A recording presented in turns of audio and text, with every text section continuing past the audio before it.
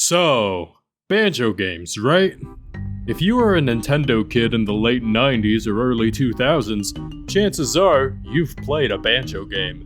And if not, you've at least seen his dumb mug at least once before.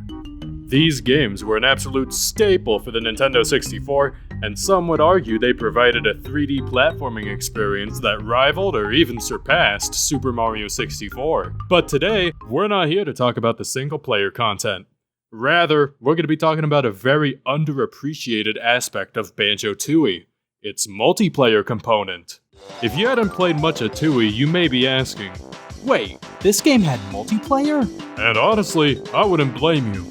As far as I can tell, hardly anyone really talks about it. It feels like people actually talk more about the cut multiplayer aspect to the story than they do the actually finished mode. Well, if nobody talks about it, then it must have sucked, right? That's the funny part. It's actually good. Like, really good. On top of being able to replay the various challenge minigames encountered during the story with your friends, you can also play on 3 maps in a unique shootout mode. It's radically different from the usual gameplay of single player. It's a split-screen, first-person shooter that supports up to 4 players, with multiple characters to choose from, and different weapons that you can find across the map. Wait, this sounds very familiar. Who made Banjo again?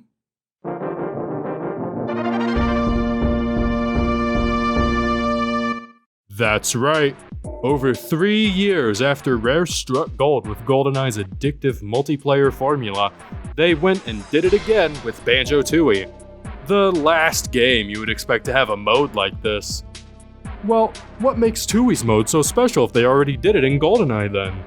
How much has Rare's ability to design a multiplayer experience evolved in 3 years' time? First of all, it's very important to talk about performance.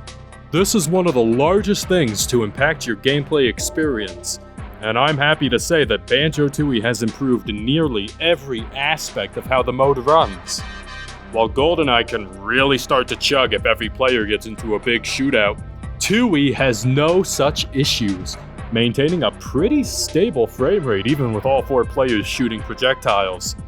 It doesn't look very obvious in gameplay footage, but when you've played both games, you can certainly feel the difference. Tooie overall feels like a much smoother experience, no matter how many friends you have over playing with you. Speaking of your friends, they're gonna need someone to play as. Similar to GoldenEye, in Tooie, you have multiple options for playable characters. You can select between Banjo, Mumbo, Jam Jar, Gruntilda, and the unlockable Jinjo. Players can select multiple of the same character, and each character is actually different from each other. Characters can have different movement speeds and HP. Banjo and Mumbo are fundamentally the same character, being well-rounded and having 8 HP. Jam Jar is slightly slower, but retains the same amount of HP. Gruntilda is much slower, but has a staggering 16 health points.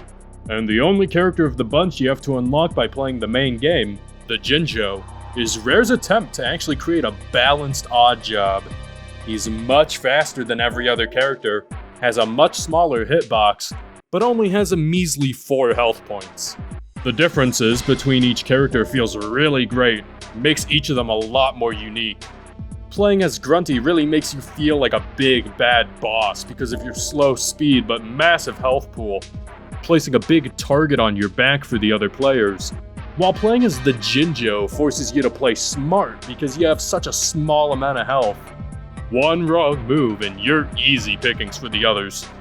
Sure, GoldenEye may have more characters to pick from, up to 64 if you unlock everything, but each of them are essentially the same, save for Odd Job with his annoyingly small hitbox.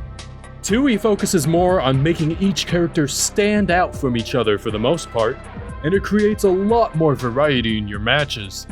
A game between 3 Jinjos and 1 Grunty is going to feel a lot different than a match between a horde of Banjos.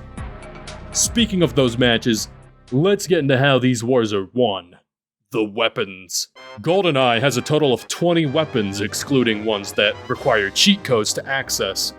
Meanwhile, in Banjo Tooie, you only have 8 varieties of eggs to use as ammunition.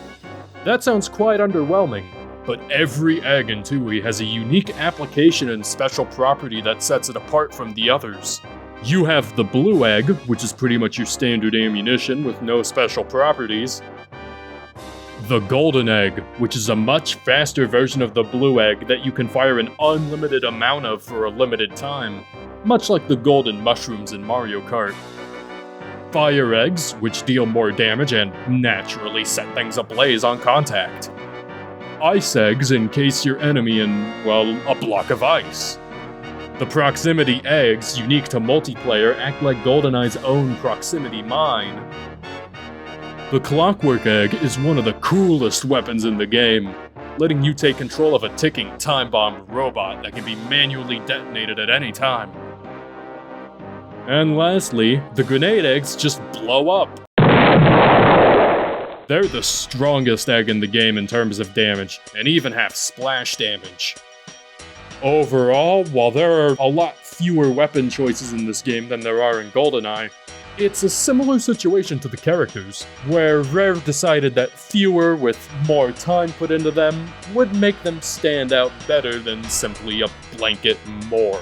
And frankly, I agree. I would much rather have the clockwork egg than 5 types of blue eggs that just have different firing speeds.